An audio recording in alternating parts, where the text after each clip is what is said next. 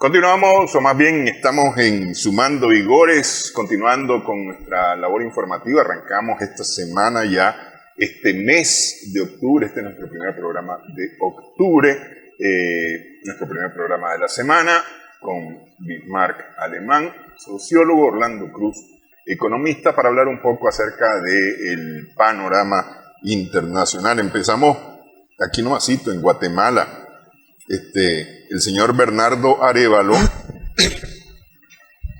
obtuvo la mayoría de los votos y por lo tanto fue declarado el ganador de las elecciones en segunda vuelta el 20 de agosto de este año en representación del llamado Movimiento Semilla.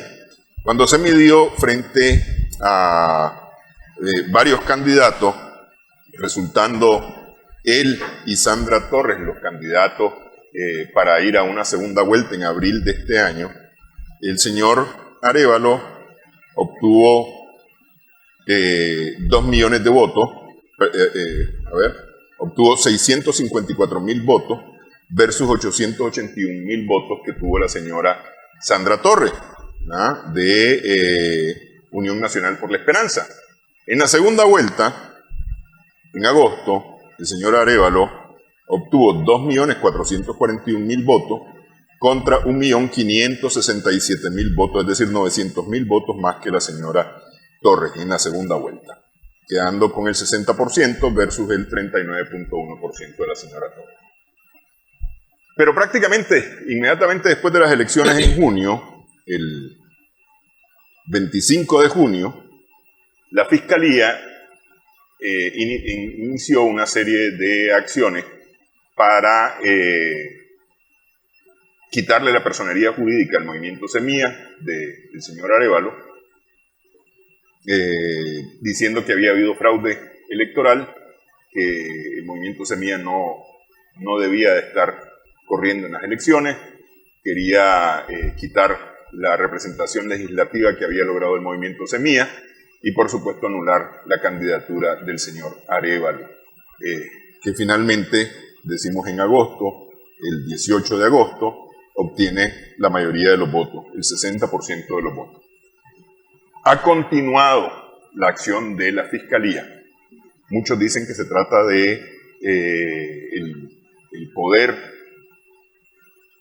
más allá del poder político en Guatemala, el que está detrás de las acciones de la Fiscalía, para poder quitarle la personería jurídica al Movimiento Semilla, al grado que ha pedido que se levante la inmunidad contra los magistrados del Poder Electoral, que se enjuicie a los magistrados del Poder Electoral por supuesto fraude.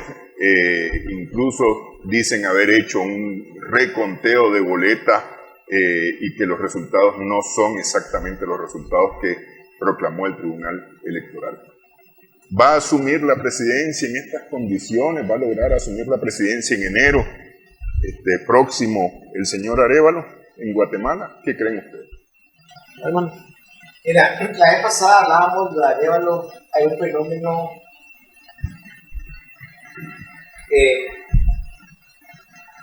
a nivel regional, hay un fenómeno de que se ha ido, no quiero usar la palabra vulgarizando, se le ha ido quitando fuerza, se le ha ido quitando vitalidad a las elecciones, al proceso mismo electoral, el mecanismo, puede usar la palabra democrático, que se ha utilizado por excelencia, electoral, todo, no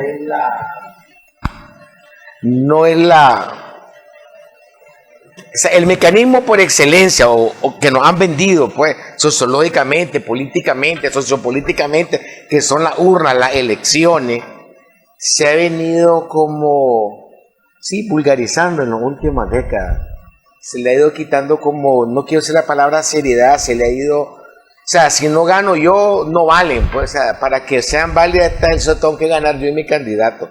Y ha pasado en el presente siglo XXI que elecciones donde el liberalismo, la derecha, ultraderecha, voy a usar la palabra, el nazismo, no gana, entonces como no la gano, le enredo, y si no le enredo no vale, pues, o sea, o gano, o sea, una inmadurez política brutal. O simple y sencillamente lo que pasó en Bolivia, gana las elecciones el presidente Evo Morales y un organismo total y absolutamente foráneo que no tiene nada que ver con las elecciones porque no tiene ningún poder en Bolivia, o en teoría no tenía ningún poder en Bolivia, que es la OEA, ¿verdad?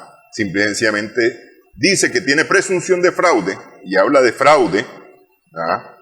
Y le dan un golpe de estado al presidente Evo Morales en Bolivia, ¿verdad? Después, par de años más tarde, 3, 4 años más tarde, resulta que el mismo informe ya concluido dice que no, pues que no había fraude, pero en aquel primer momento sale irresponsablemente la OEA a quitar un presidente prácticamente, pues al declarar que hubo fraude. Exacto. En el caso de Arévalo es algo que insólito, porque primero quieren invalidar al partido, al movimiento, pues, o sea, desde que se inscribe cumple con los requisitos y los requerimientos, y desde que yo soy candidato y los candidatos y esté inscrito en un proceso serio, pues, o sea, no estamos jugando, pues, o sea, se dan las elecciones primarias y no pasa nada, se dan las secundarias y gana, empieza el proceso primero contra el partido, el movimiento, después contra los legislativos, los parlamentarios, ahora llegan y toman, para mí eso es un asalto. Ya Arévalo lo anuncia como un golpe de Estado, pues, previo a la toma de posición, que aquí lo dijimos, el 14 de enero, era casi medio año entre la elección y la toma de posición, porque la elección fue a final de junio. El final de junio la primera vuelta, el 25 de junio. La segunda fue en agosto. Sí, y la otra en agosto, sí. Son septiembre, octubre, noviembre, diciembre, son casi 5 meses, demasiado tiempo. Y hasta pusimos en tela de duda lo que podía haber pasado, pues. Sí, aquí lo que hay es un ataque directo, sistemático a la integridad de todos los procesos electorales que han existido. ¿Verdad? Aquí lo que mira es que si no se da o no se cumple lo que quiere Estados Unidos, pues, no se va a dar. Y están usando, ya no directamente, sino que están usando a los mismos trabajadores, ¿verdad? Para que sean instrumentos de invalidar todo este proceso que se dio legalmente, porque si no, como decía él, si ya empezó primaria, ganaron la primera vuelta y tendría que ir a la segunda vuelta para completar este círculo que ganó por 9 puntos y algo, ¿no? Sí, no, a ver, en la primera vuelta fue 15% que obtuvo el señor Arévalo contra el 21% que obtuvo Sandra Torres. Es decir, Sandra Torres obtuvo más votos que el señor Arévalo. En la primera, pues se sacó 60 contra 30. Pero en la segunda, es decir, a partir de ese momento en que el Consejo Electoral o el Tribunal Electoral declara que Arévalo va a ser el que va a competir con la señora Torres para la segunda vuelta, empieza, digámoslo, el acoso, porque así lo han clasificado o calificado algunos actores políticos en Guatemala, contra el movimiento Semilla, contra el Tribunal Electoral. Antes de las elecciones, antes de la segunda vuelta, la Fiscalía se tomó el Tribunal Electoral, requisó la documentación del Tribunal Electoral antes de la primera vuelta, entró con fuerza, con el apoyo de fuerza pública al Tribunal Electoral a hacer el requiso, recoger todo el material que había y demás, y me parece a mí que se toma atribuciones que no le corresponden al hacer conteos de votos, pues, cuando porque sí hubo después de la segunda vuelta, hubo una fiscalización de los votos, hubo una auditoría de las elecciones y la auditoría confirmó que los resultados eran válidos y que eran correctos. O suspender, dice la personería jurídica del partido. Además de suspender. Eso no le corresponde a la Fiscalía. Que como ustedes dicen, es decir, no ocurrió antes de las elecciones, por lo tanto ese movimiento está corriendo, esa organización política está corriendo correctamente. No tiene por qué quitarle la personería jurídica a posteriori, pues en todo caso se la hubieran quitado antes, si hubiese habido realmente razones para invalidarle la personería jurídica al movimiento Semilla. Toda esta actividad es para frenar esta disposición, que tome el poder, ¿verdad?, de gobierno en enero, eso es, pero que no tiene ningún orden jurídico, legal, la Fiscalía hacer todos estos procesos, porque eso le toca, según la ley en Guatemala, al Tribunal Supremo Electoral, al PS. Sí, al Tribunal Electoral. Pero bueno, además que no han podido demostrarlo. Sí que el problema es que no lo han podido demostrar, porque ya las acciones las han tomado. Han realizado una cantidad de acciones y cada vez que realizan las acciones se les devuelve y no han podido demostrar lo que ellos quieren demostrar. Entonces es como a fuerza tiene que ser como yo digo.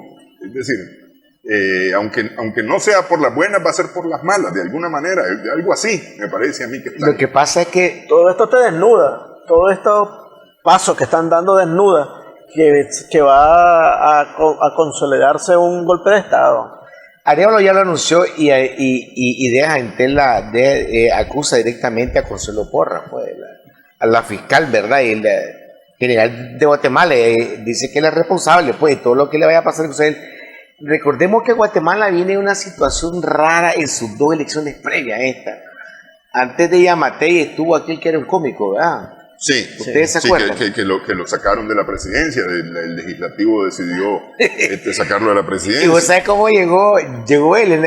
El cómico llegó con solo unas elecciones donde votaron el 29 o 30% de todos los guatemaltecos. O sea, los guatemaltecos no han tenido un ejercicio electoral tranquilo desde antes de Jimmy Morales. De Jimmy Morales, ese era el cómico. Uh-huh. Pero antes de Jimmy Morales había otro y más atrás estaba Otto Pérez, que te acordás, quería llegar hasta Otto Pérez, que lo sacaron de la presidencia y fue por este movimiento Semilla, que le sacó un poquito de la mantilla del sol, le sacó un poquito de todo lo que estaba pasando cuando de temas de corrupción, y gracias al movimiento es que sale y adelantan las elecciones. Y adelantar las elecciones, nadie quería ser presidente y sale Jimmy Morales, pues.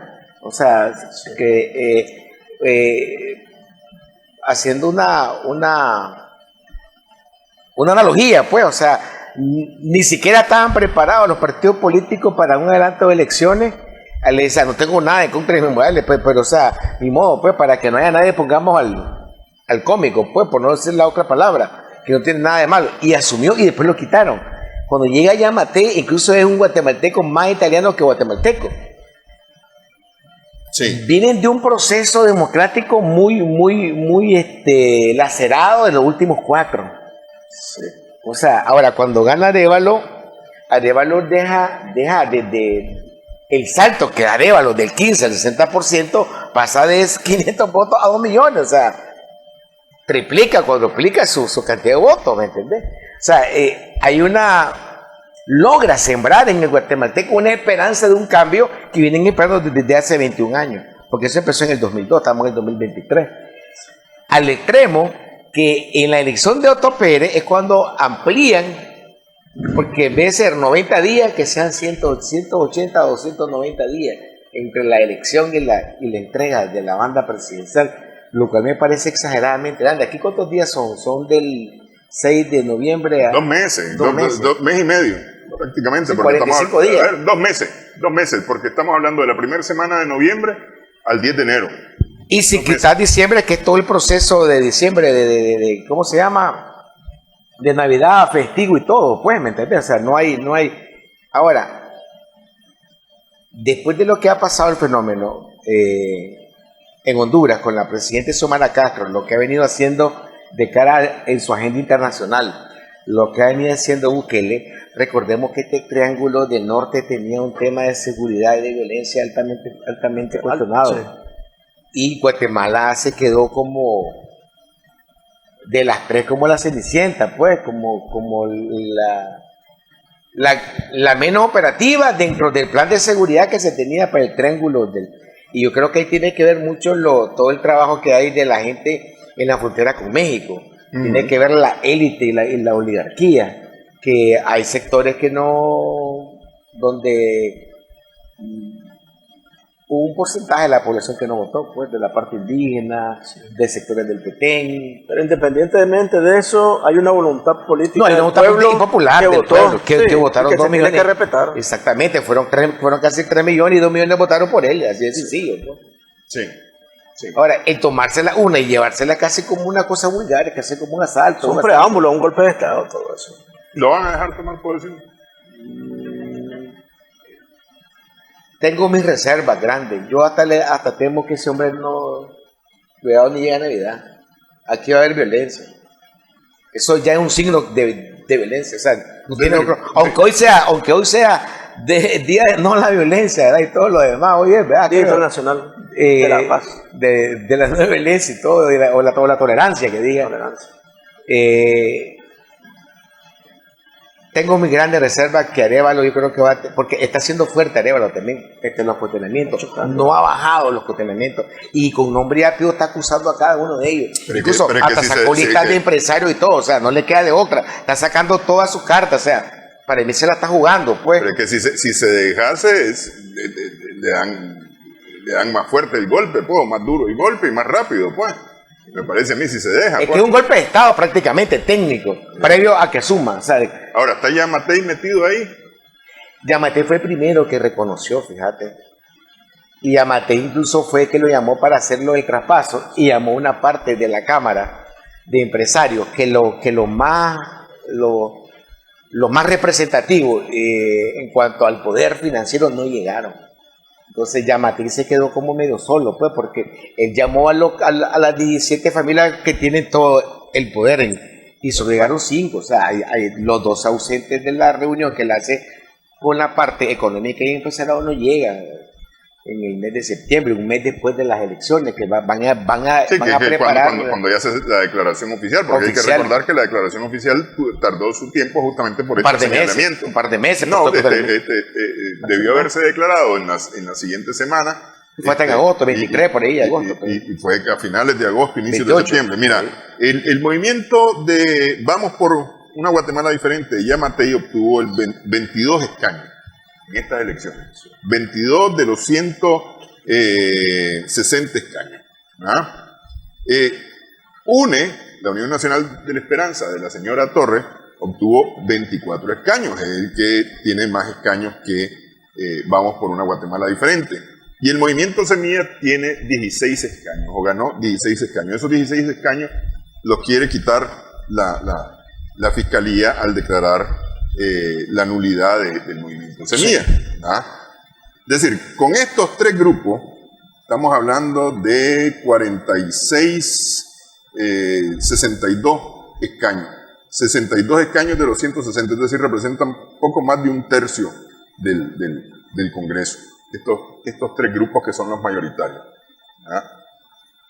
No sé si el grupo de Unidos por la Esperanza se aliaría con Semilla y con Vamos por una Guatemala Diferente de Yamatei para formar un solo bloque. No sé.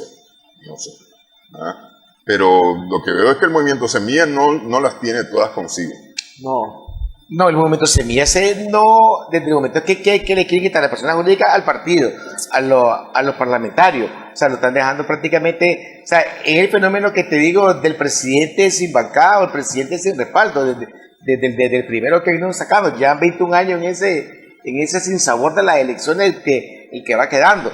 Ahí te dice claritamente que la oligarquía, la clase económica hegemónica, tiene un poder sobre el Tribunal Judicial, pues, que es el que está haciendo el poder de facto, pues, por encima del electoral. Ok, hagamos una pausa. Si hubiese sido Sandra Torres la que gana las elecciones, que eso era contra todo pronóstico, porque ya era la 3ª o 4ª vez que Sandra Torres competía y había perdido las anteriores. Si hubiera sido ella, ¿le estuvieran montando una parecida? Yo creo que sí. Vamos a ver qué opinan ustedes. Regresamos en breve en esta edición. Estamos sumando vigores en Extra Plus.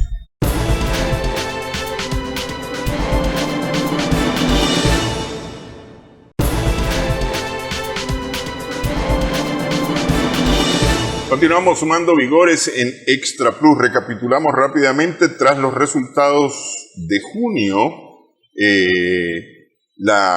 En Guatemala, los resultados electorales de junio en Guatemala, 9 partidos, entre ellos el oficialista Vamos, pidieron o impugnaron los resultados diciendo que había irregularidades y fraude electoral a favor de Arévalo, de Bernardo Arévalo. La Corte ordenó una revisión de las actas impugnadas que se realizó durante la primera semana de julio, que no reflejaron mayores cambios en los cortes preliminares, en los resultados preliminares, y la Corte Suprema de Justicia declaró sin lugar el amparo, por lo que el tribunal oficializó los resultados y puso a Arévalo como el segundo candidato para la segunda vuelta electoral, porque la señora Sandra Torres estaba muy claro los resultados a favor de ella. A partir de ese momento comienza una carrera de la Fiscalía por eliminar el movimiento Semilla, declarar inválido el movimiento Semilla, que se le retire la personería jurídica e incluso ha actuado en contra de miembros del Tribunal Electoral. Yo me acuerdo que cuando uno estaba chaval y jugaba, decía que la maraña nunca engaña, ¿verdad? Y que al final de cuentas los resultados conocidos se vuelven a... Si hubiese nuevamente una elección, muy probablemente Arévalo volvería a ganar, ¿verdad? Supervísela quien la supervise.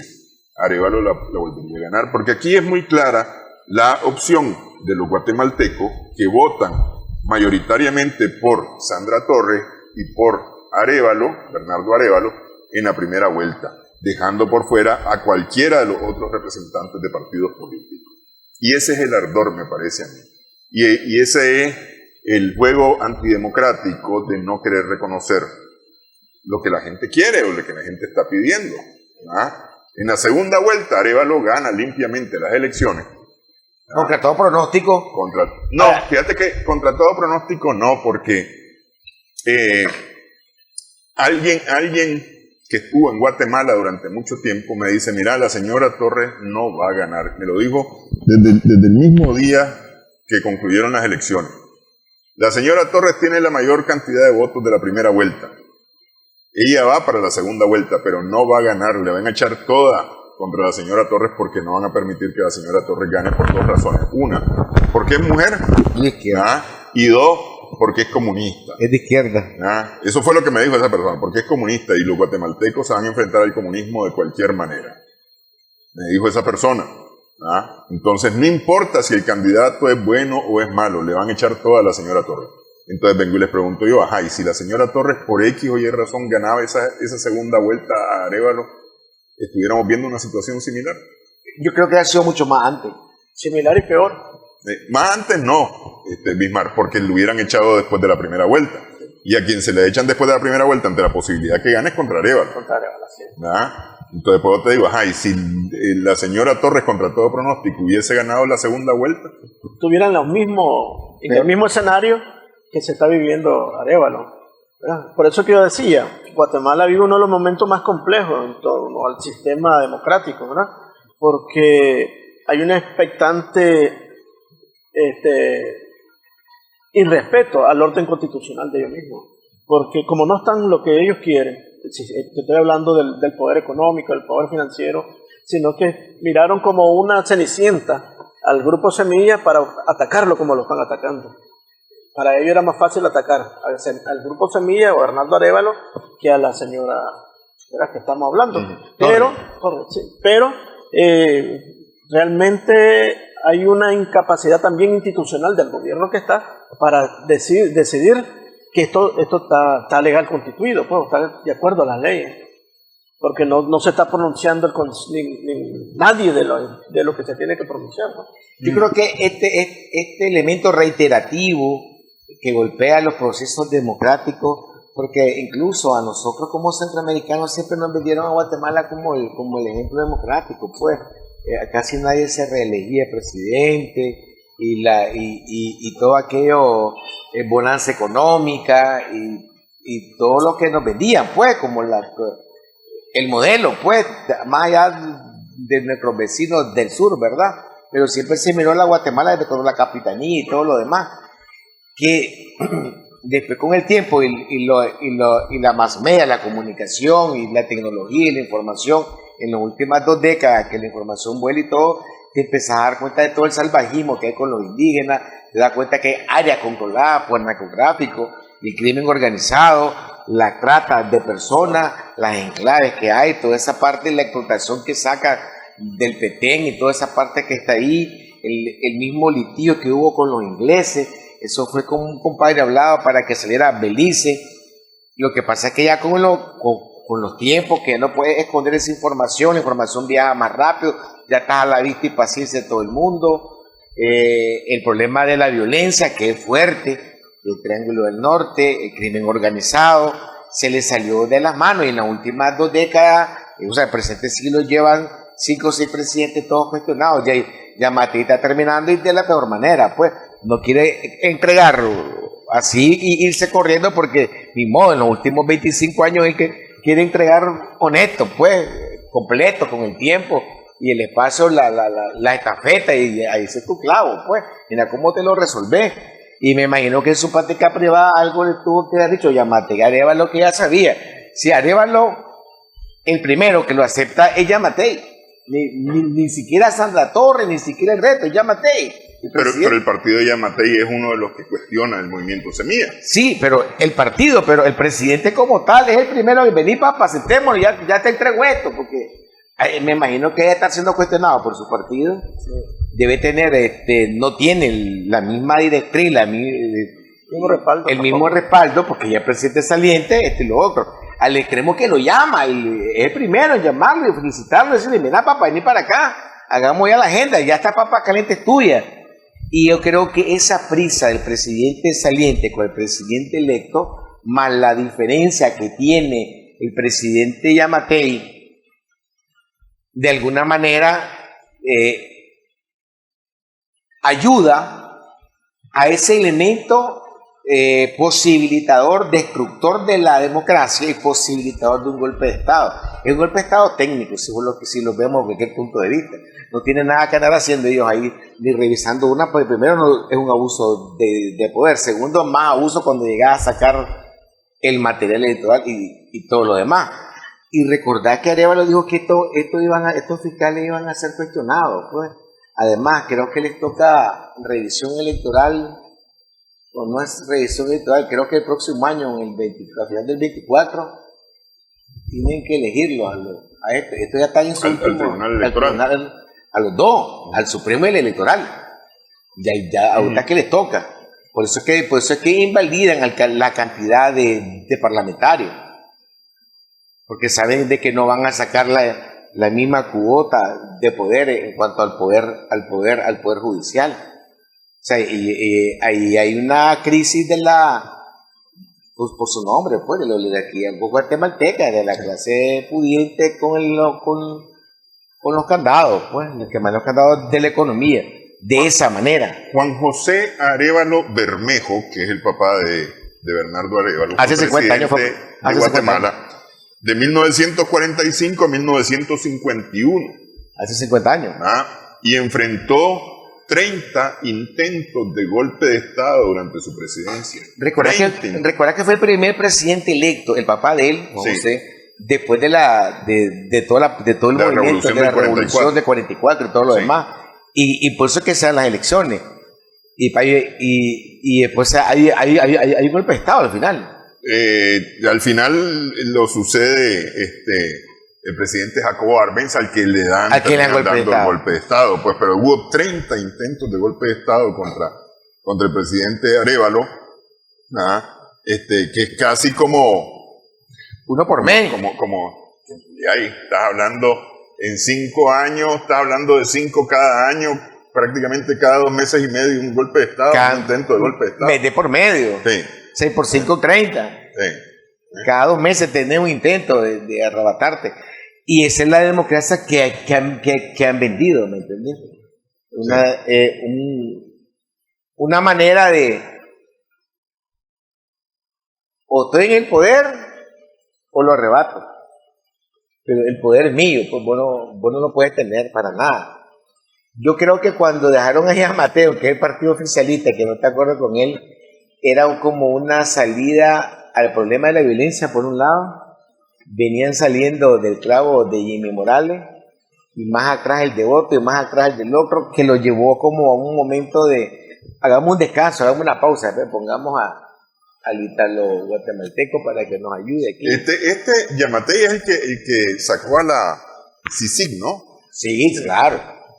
Sí, él lo mandó para su casa. Que era el organismo que puso la ONU, de Naciones Unidas, con más poder que el gobierno dentro de Guatemala. Era la que gobernaba. Era la que gobernaba, era la que imponía las cosas, ¿no? Incluso hacían consultoría, y de la consultoría salían quiénes iban a ser los ministros y el gabinete. A ese nivel, llevan varias décadas. Supuestamente contra la corrupción, pero no lejos de eliminarla, la mantuvo de alguna manera la corrupción. Este producto de la corrupción que inició a final del siglo y lo empezó Otto Pérez con todo el grupo de la CICIG y demás, o sea, eso es lo que están viviendo. O sea, Sí. son secuelas de 2-3 décadas de corrupción y donde no ha tenido el pueblo. O sea, mira, cuando la elección de Jimmy Morales, el pueblo de Guatemala fue a votar y votó menos de la mitad que lo que votaron ahorita. Estas votaciones con Arévalo es como lo que dice el profesor, o sea, bueno, y ahora que el pueblo se pronuncie. En la primera vuelta no votó esa cantidad de gente, apenas votaron 1.500.000, y en la segunda vota más de 3 millones. De 20, sí. O sea, ya hay un salto como, tal vez nos sacudimos de esta clase, pues, de esto que está pasando. Recordemos, Arévalo, además, pues, que es sociólogo, es catedrático, lleva años trabajando el tema de la democracia representativa y no es un candidato, voy a decir así, flojo, un candidato firme, que tiene base académica, lo conoce la clase media, lo conoce porque tuvo trabajo. ¿Ah? A la vicepresidenta. A la vicepresidenta, a la Karin también la conocen los movimientos, o sea, no es una fórmula sacada de la manga de la camisa. Pues. Sí. Lo que pasa es que la compañera Torres no, su tercera derrota, ¿verdad? O cuarta derrota. Su tercera o cuarta, sí. A ver, déjame ver, ella... Tercera. Álvaro Colón, su esposo, fue el que ganó las elecciones del 2003. Sí, sí. Y entonces, ya en el 2011, no, todavía no corre ella en el 2011. Ella corre entonces en la siguiente elección, que es la elección del 2015. Sí. En el 2015 corre ella y queda contra Jimmy Morales. Pierde en la segunda vuelta con el 33% de los votos. Y después pierde con Yamatei. Y después pierde con Yamatei. La segunda, que la pierde en segunda vuelta con el 42% de los votos contra el 57% de Yamatei. Y ahorita, en su tercer intento, pierde frente a Arévalo con el 40% de los votos versus el 60% en la segunda vuelta. Aquí se ve un golpe de Estado a toda vista, donde están usando los aparatos de justicia violando la misma justicia, porque no hay un pronunciamiento legal de lo que se tiene que hacer. Pero la Corte se había pronunciado a favor de los resultados que habían quedado. Pero y permitió, insiste, sí, la otra. Insiste la Fiscalía, que yo creo que es que no ha llegado todavía a la Corte ese asunto, porque cuando llegue a la Corte, posiblemente la Corte diría, si se mantiene en sus 13, diría que no ha lugar a este asunto. Bueno, vamos a darle seguimiento a Guatemala, vamos a continuar con otros temas en Sumando Vigor.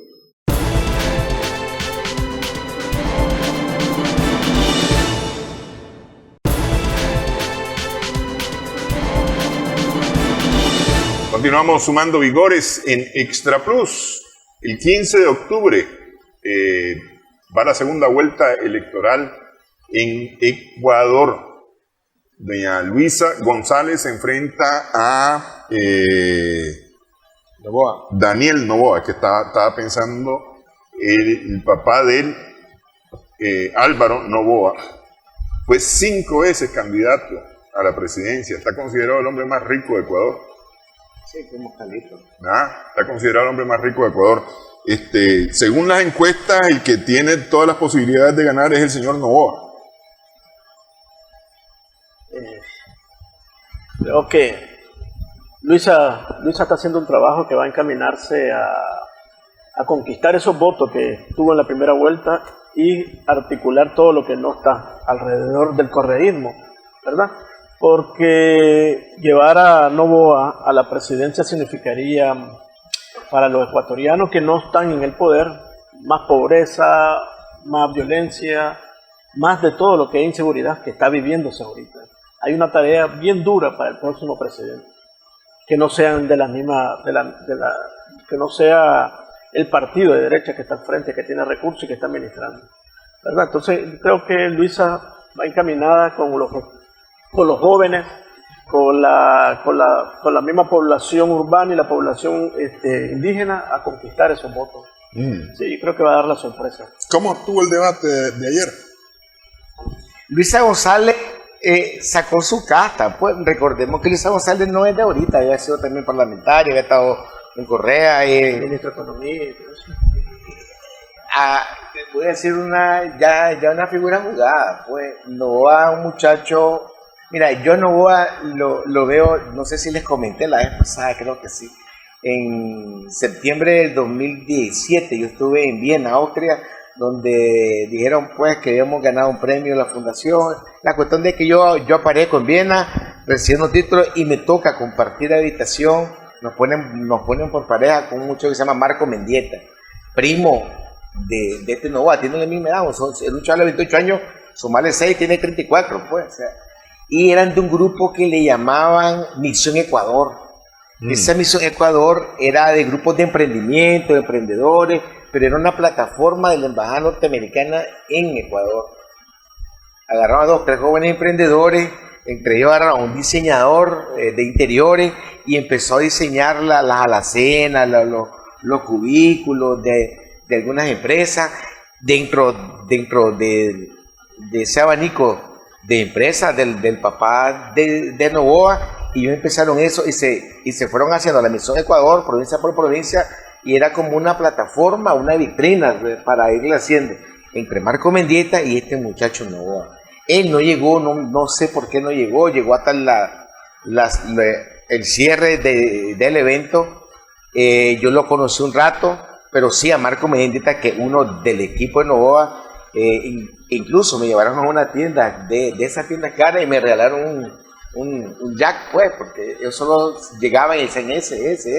El me compró un azul, no le gustó. Vos en Nicaragua hay de esto, no hay, ¿te gusta? Me dijiste, sí, te queda, llévatelo. Pues. O sea, al extremo que era gente que yo no miraba cómo pagaban, pues, no, o sea, no sé si que llamaban o alguna cosa, hasta daba miedo, pues, pero después que damos alguna comunicación, yo les di seguimiento y era un grupo de jóvenes que ninguno pasaba de 30 años en el 2017-2018 en Ecuador. Y era una plataforma que iba sumando.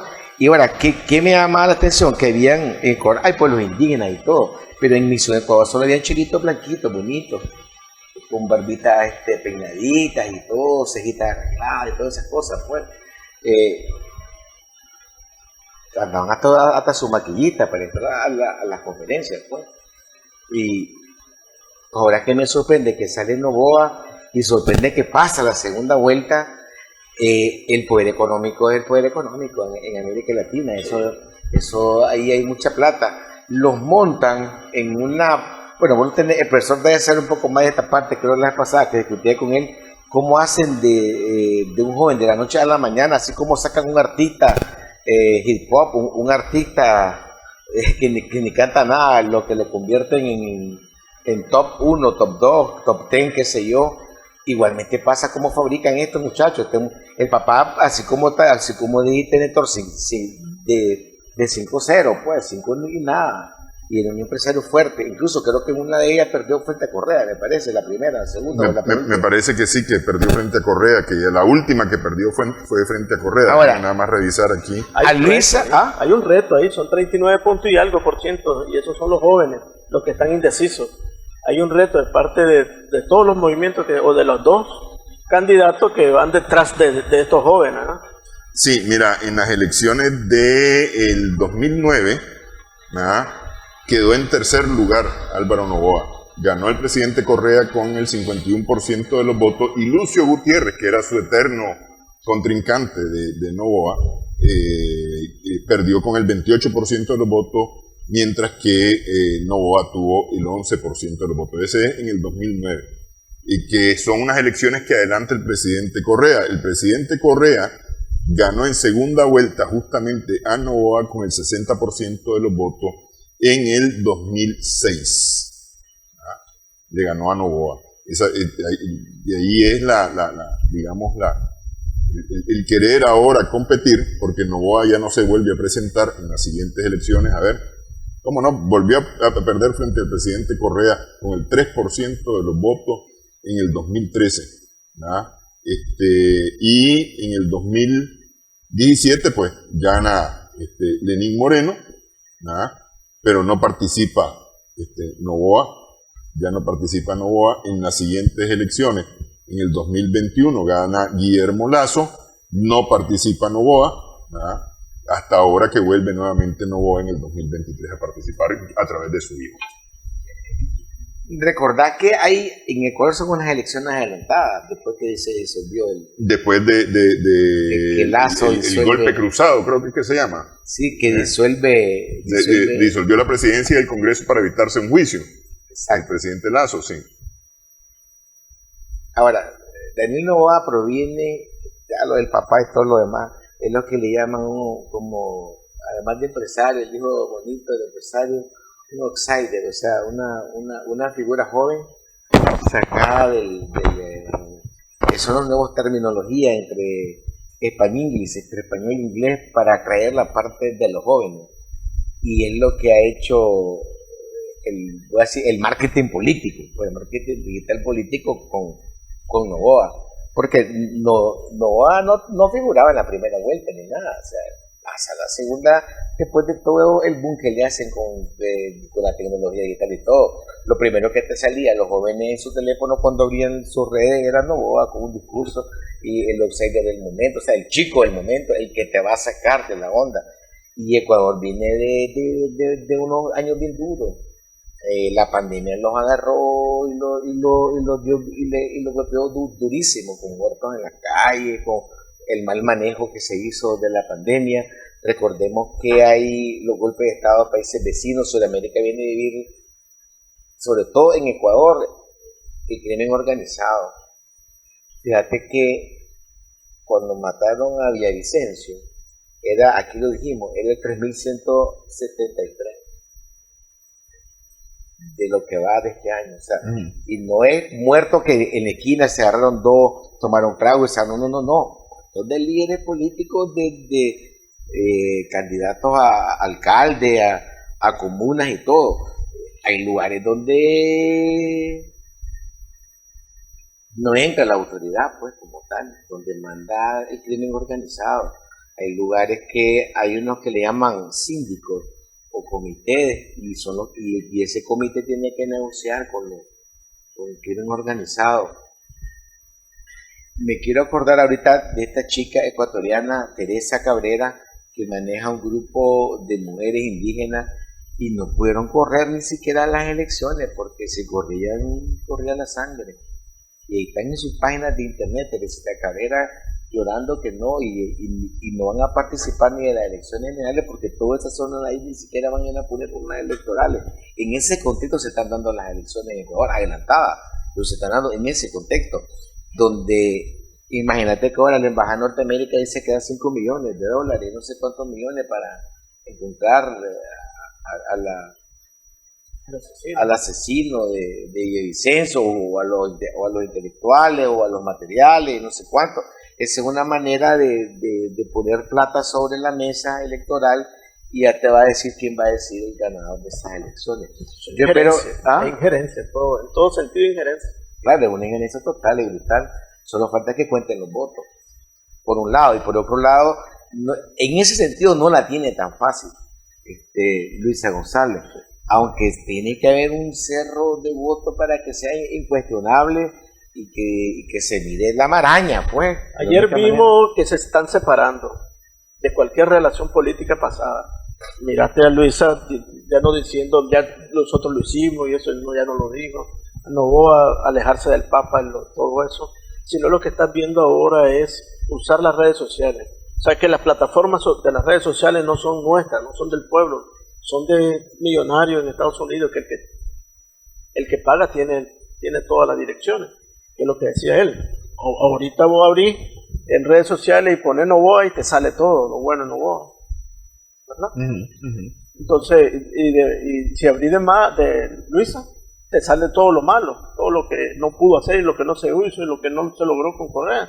Entonces todo eso toda esa plataforma tiene que ver con recursos. Ahí están Estados Unidos detrás, porque ahí es que están, esos son los dueños de todas las plataformas que estamos usando en Latinoamérica, Facebook, Twitter, Instagram, ahora, no es Twitter, ahora X.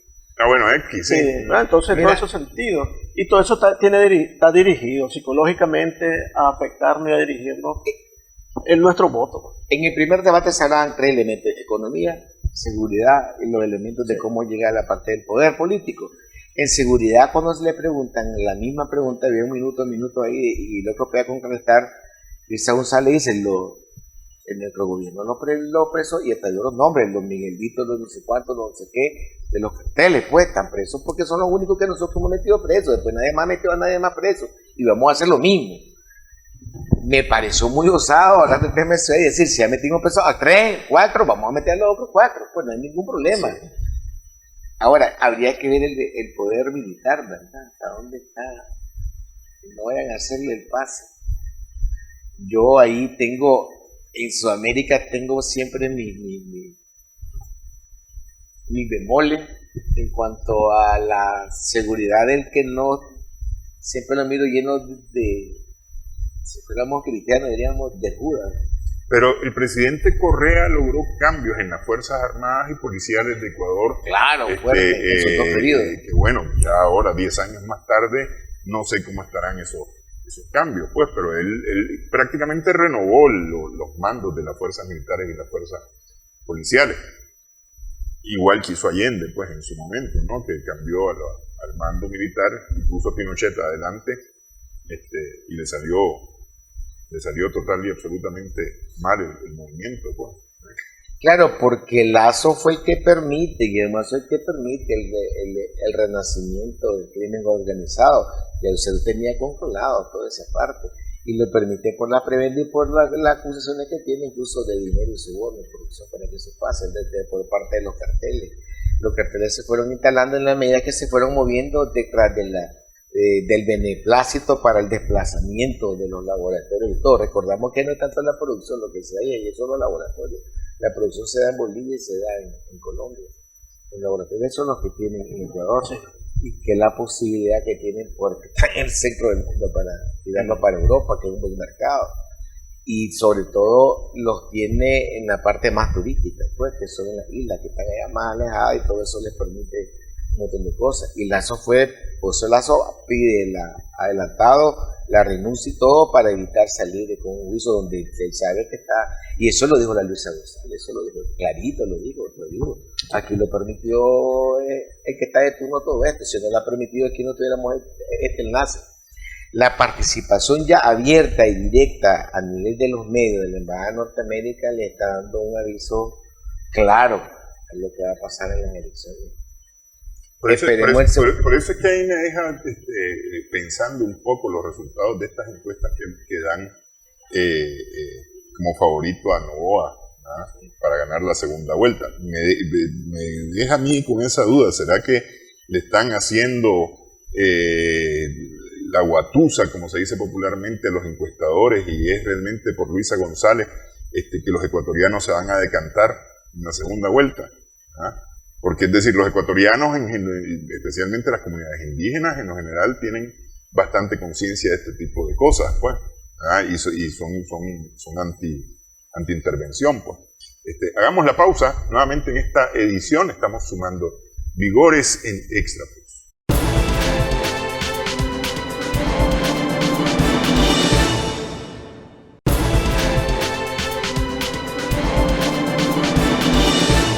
Continuamos en esta edición Sumando Vigores. Si el 15 de octubre tenemos elecciones en segunda vuelta en Ecuador, en la primera vuelta de elecciones en Argentina están para la siguiente semana, el 22 de octubre, y estas van a ser unas elecciones bien movidas. Hay un candidato especialmente que está levantando polvo en estas elecciones por cuanto fue el que obtuvo en las elecciones primarias abiertas, simultáneas y obligatorias, PASO, hace un par de meses, la mayor cantidad de votos para garantizar su candidatura, el señor Javier Milei, que pertenece a la Libertad Avanza, el partido Libertad Avanza es que lo está empujando a él en su candidatura. Para muchos, el señor Milei, pese a la cantidad de votos obtenidos en las primarias, no va a llegar a obtener buenos resultados en las elecciones del 22 de octubre. Hay quienes piensan eso. Hay quienes piensan eso y que va a ser más bien entre Juntos por el Cambio y Unión por la Patria que se va a decantar el asunto. Es decir, entre los kirchneristas y entre los macristas, los de Mauricio Macri, que se va a decantar el asunto.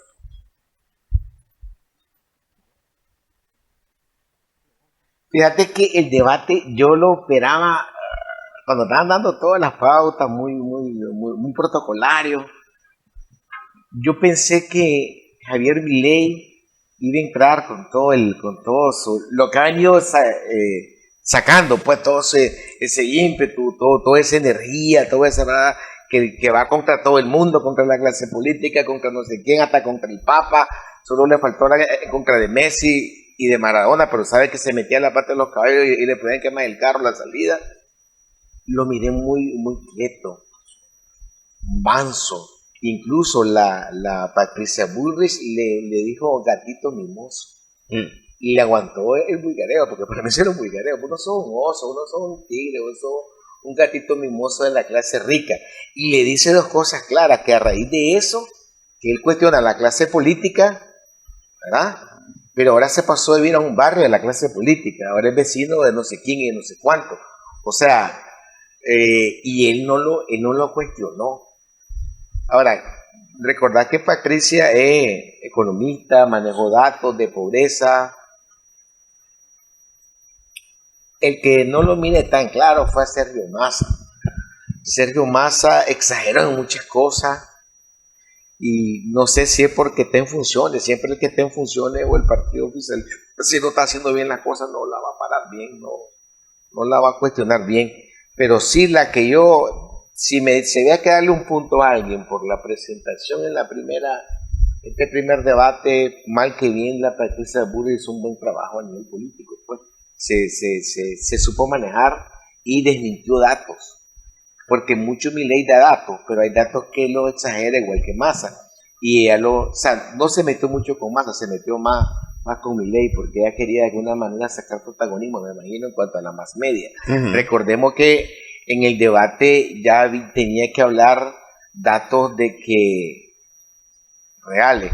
Siempre en las comparecencias de Milei, como él es economista, él da datos como economista, pues, y él dio datos falsos, pues, sobre la Argentina, esto y lo otro. Igualmente, el señor el otro, que era un poco más mesurado, que creo que es abogado, que es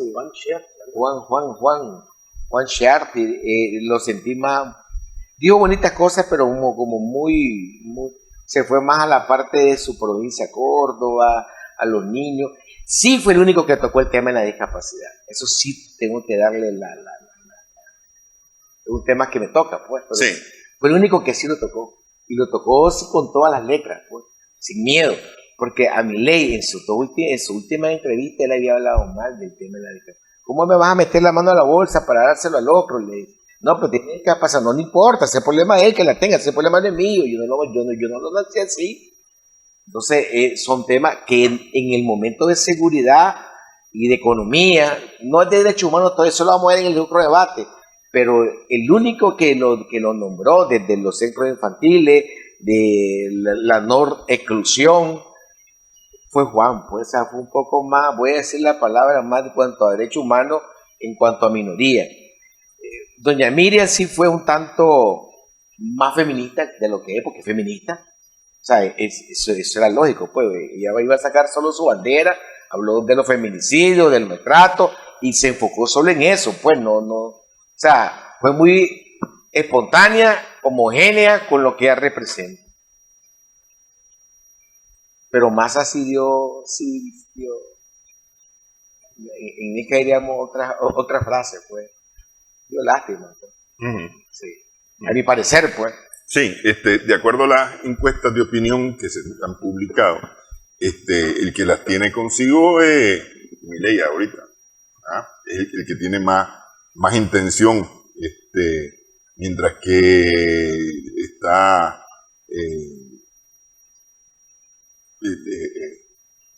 la señora Bullrich en el segundo lugar, Y Sergio Massa aparece bien abajo, no está, aparece bastante abajo. Es que mira, Patricia, ella que la representa ella representa al macrismo, ¿verdad?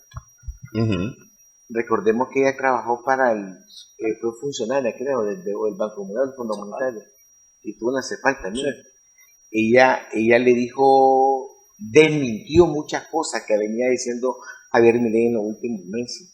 Por lo menos le desmiente lo de los bancos centrales que lo quiere eliminar. Lo de cuando Milei dijo lo de la dolarización de la economía para bajar la inflación y en 15 años Argentina va a ser de tú a tú con Italia, cuando Italia está mal, pues, y de tú a tú con Inglaterra, casi le dijo, ¿verdad? Y entonces le dice, espérate, le dice, hay solo 4 países en el mundo que han hecho eso: Zimbabue, Salvador, Ecuador, no sé qué, y todavía hay 2 países que siguen usando su moneda. ¿Y cómo me vas a traer, le dice, una moneda que está siendo cuestionada a nivel mundial? Le dice. Y recordad que ahorita acabamos de pagar con moneda yuan, le dice, ni siquiera fue con dólar que pagamos. O sea, ¿cómo va a cambiarme la economía dolarizándola con una moneda que viene trayendo problemas? Entonces me trae una moneda casi fracasada, pero se lo digo de otra manera. Recordemos que Patricia es académica también, ha escrito libros y fue un reto que siento yo que Milei no le... Eso como, lo voy a decir la palabra, como que muchos usan los argentinos, catecuresco, o sea, como una caricatura. Recordemos que de ahí viene Mafalda y todo. Cuando le dijo Gatito Mimoso, casi le dijo, vos sos el ventríloco, la marioneta de la clase privada. Y maté que en 3 meses pasaste de vivir en un barrio a una día, pues. Era la clase política la que estás cuestionando, por un lado. Y en nivel de economía, casi le digo, yo te di clase y eras copión, pues. O sea, eso dijo en otras palabras, a nivel de economía, porque le dio datos claros que él había mentido sobre los últimos 100 años. Los 3 estudios que se tienen, el hecho de que Argentina aparezca en un estudio de hace 100 años, de la número 16, de 22, no se examinaron más que 22. O sea, vos no puedes cuestionar a las que no se examinaron, que tenían mejor economía. Ahora, de que era de la economía 39 a pasar a 66 de 193 países, está en el primer tercio, no lo que Milei dice que está en la parte de abajo. O sea, él está exagerando y está diciendo cosas que no son reales. Y a nivel de economía, ahora me trae una moneda fracasada, o sea, casi dice, no sé cómo tenés tu título, pues, de economista, pues, parece que no te di clase, si te di clase te copiaste. Eso fue lo que se lo digo a nivel académico. Más allá que simpatice o no simpatice con ella, porque ahí no simpatizo con ninguno, pero sí me gustó una participación con datos duros. No exageró, y me parece que, como diríamos en un buen mica, pues, el viejo como ya la mata. O sea, no sé, se lo llevó todo. Más allá se ve que era una votación, ayer se lo llevó a todo. Si le va a ayudar en intención de voto, tal vez no, pues, por el partido que el otro, pero sí fue la que manejó mejores datos. Bueno, y fue muy fría. Pues. Bueno, de todos modos, tenemos todavía un par de semanas para poder hablar acerca de... Además, recordemos que apenas van las primarias, ¿viste? La primera vuelta. Apenas la primera vuelta. Viene el paso. Ahora, primera vuelta si ninguno logra más del 50%. Exacto. Hay que ver, porque es decir, puede salir la sorpresa de que a uno saque más del 50%. No, ahí es segunda vuelta. Entonces, hay que ver. Gracias, Bismar, gracias, Orlando, por esta platicada. Gracias a nuestras amigas, amigos televidentes también por su sintonía en esta edición Sumando Vigores.